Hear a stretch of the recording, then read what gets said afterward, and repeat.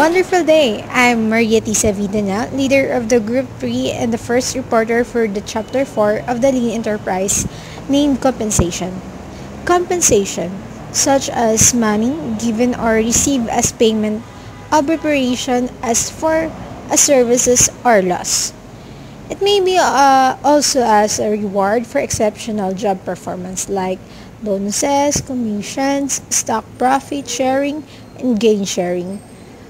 Most employees are motivated by a desire for security, praise, and an opportunity to work on projects that interest them.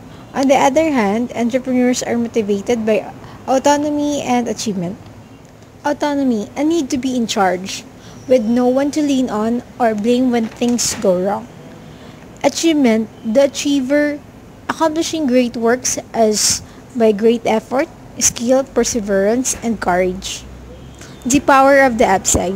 Achievement-oriented entrepreneurs are kind of people you need on your innovation teams. However, they almost never want to work for established companies.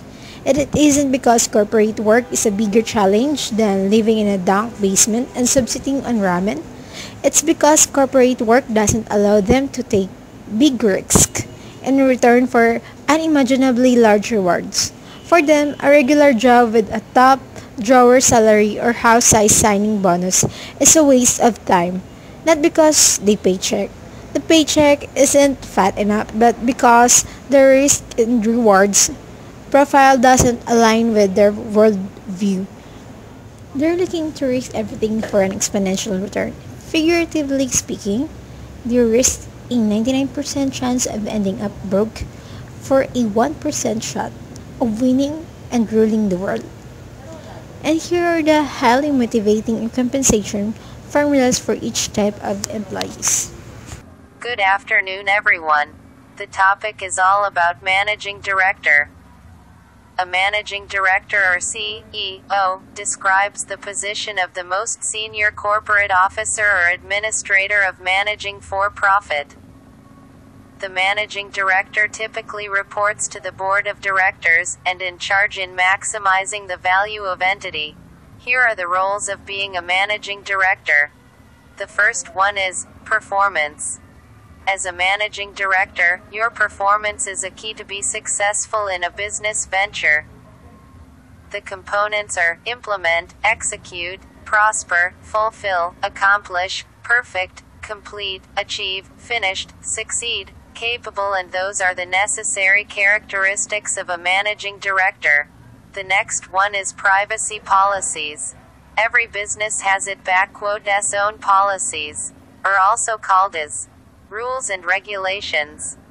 Being a managing director makes you lead them through implementation and application of the said policies. The next is strategy. Before you come up with a strategy, as a managing director, you have to think more, or carefully decide on what strategy to implement that will fit in a business. The next slide is for communication. The managing director sends a message to his subordinates, and the subordinates send their feedbacks regarding the operations of the business, and also to maintain a good communication to employees. Next, the financial management.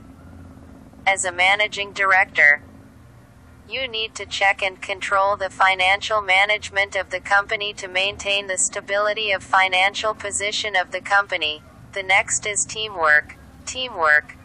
As a managing director, you should be a guide to a good teamwork.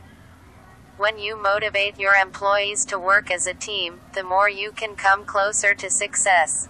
Not only the boss, but also everybody that builds the team.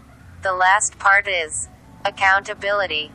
Being a managing director, you have to be credible in anything that you say to gain your employees' trust, respect, and be accountable in every happenings in the business operation.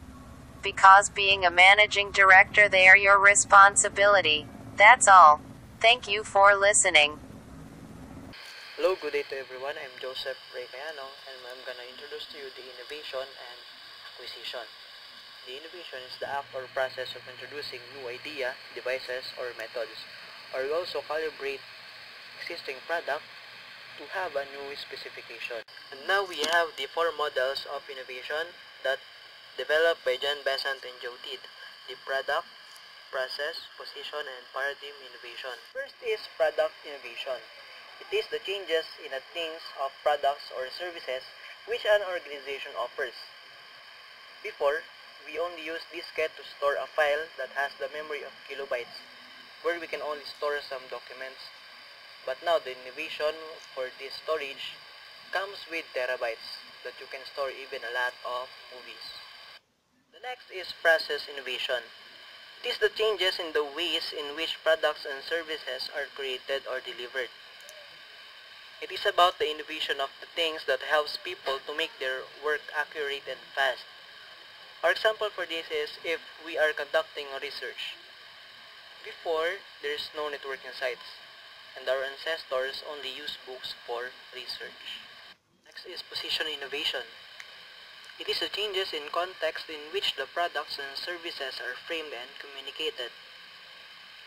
It was like market positioning, that we use the brand of the product as an identification for the product or service we use. The last is paradigm innovation. It is the changes in the underlying mental models which shape what the organization does.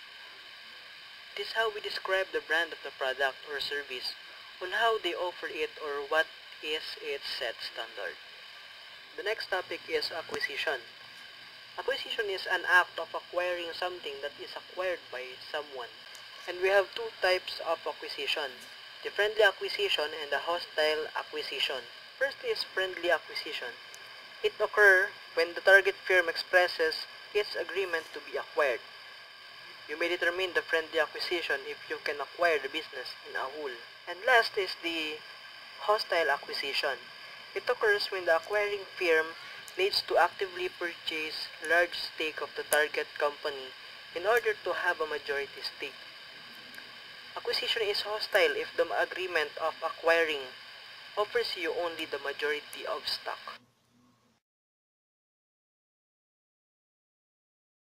Acquihires.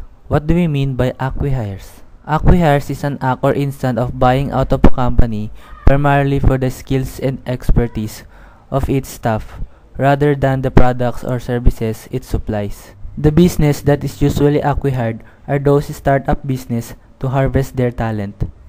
Usually, kapag ang mga na-acquire na teams ay tumagal ng 1 taon o higit pa, makakakuha sila ng annual retention bonus for staying long in the company. Hiring additional employees. Usually, ginagawa ito kapag kailangan mo pa ng dagdag na mga tao para sa business mo. Syempre, kaakibat nito ang pagpili ng tamang tao para sa tamang posisyon. Kailangan mo din siguraduhin na may budget ka pang sweldo sa mga additional personnel mo. Thank you for listening to me. I am Marvin Dacusin, by the way. Boats and trains and cars and planes like boats and trains and cars and planes like